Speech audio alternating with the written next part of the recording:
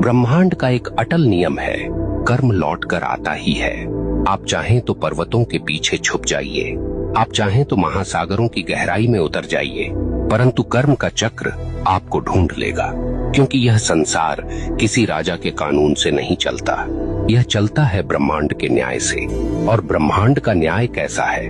निर्दयी, निष्पक्ष और बिल्कुल सटीक। यह न तो रिश्वत लेता है, न पक्षपात करता है। जिसने जैसा बोया है वैसे ही काटना है। अक्सर लोग पूछते हैं, अगर कर्म इतना ही शक्तिशाली है तो क्या प्रार्थना, तपस्या या दान इसे बदल सकते हैं?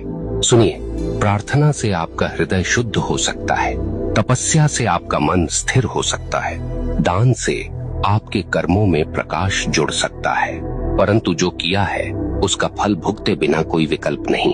हाँ, आप उस फल को हल्का कर सकते हैं, उसके वार को धीमा कर सकते हैं, परंतु उससे भाग नहीं सकते। ब्रह्मांड की अदालत में तारीख टल सकती है, पर फैसला कभी रद्द नहीं होता।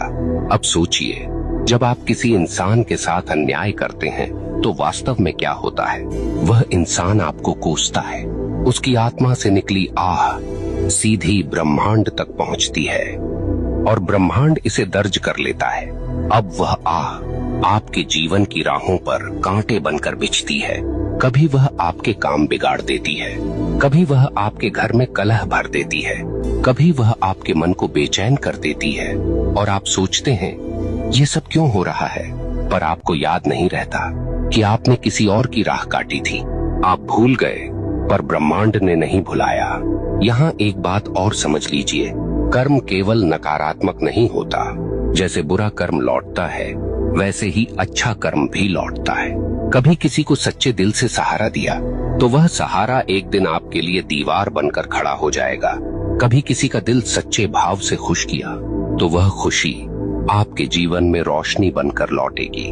ब्रह्मांड का यह न्याय इतना गहन है कि वह एक छोटी सी मुस्कान को भी व्यर्थ नहीं जाने देता और न ही एक छोटे से अपमान को। यहाँ मैं आपको एक कठोर सत्य बताना चाहता हूँ, आपका कर्म केवल आपकी वर्तमान जिंदगी को प्रभावित नहीं करता, यह आपके अगले जन्म तक जाता है। हाँ, जो कर्म आपने अधूरे छोड़े हैं, जो गलतियां आपने स्वीकार नहीं की, जो दोष आपने ढोए पर सुधारे नहीं, वे सब अगले जीवन में भी साथ चलते हैं। इसलिए कहा गया है, मनुष्य अपने कर्मों का वारिस है। आप सोचते हैं मैं तो मर जाऊंगा, इससे किसे फर्क पड़ेगा? परंतु मरने से कर्म का खाता बंद नहीं होता, आपके शरीर का अंत होता है, पर आपकी आत्मा वही सब लेकर आगे बढ़ती है। ब्रह्मांड तब तक चैन नहीं लेता जब तक आपको आपके कर्मों का फल न दिला दे। अब आपसे एक प्रश्न पूछता हूँ, क्या आपने कभी देखा है कि कोई बच्चा जन्म लेते ही संघर्ष में होता है और कोई जन्म लेते ही वैभव में? क्या आपने कभी सोचा है क्यों कोई अपंग पैदा होता है और क्यों कोई जन्म से ही स्वस्थ और बलवान? क्यों कोई भूख में जन्म लेता है और क्यों कोई सोने की थाली लेकर? यह सब संयोग नहीं, यह सब कर्म का लेखा है। ब्रह्मांड किसी को बिना कारण दुख या सुख नहीं देता। अब एक और गहरी बात, कर्म केवल व्यक्तिगत नहीं, सामूहिक भी होता है। कभी आपने देखा है कि किसी पूरे समाज पर विपत्ति आती है, पूरा नगर डूब जाता है, पूरा गांव अकाल झेलता है, कभी कभी पूरे राष्ट्र पर संकट आता है। क्यों? क्योंकि उस समाज के सामूहिक कर्म का परिणाम वही होता है।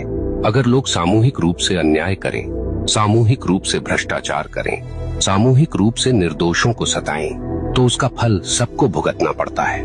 यही कारण है कि इतिहास गवाह है, सभ्यताएं उठीं और सभ्यताएं मिट गईं,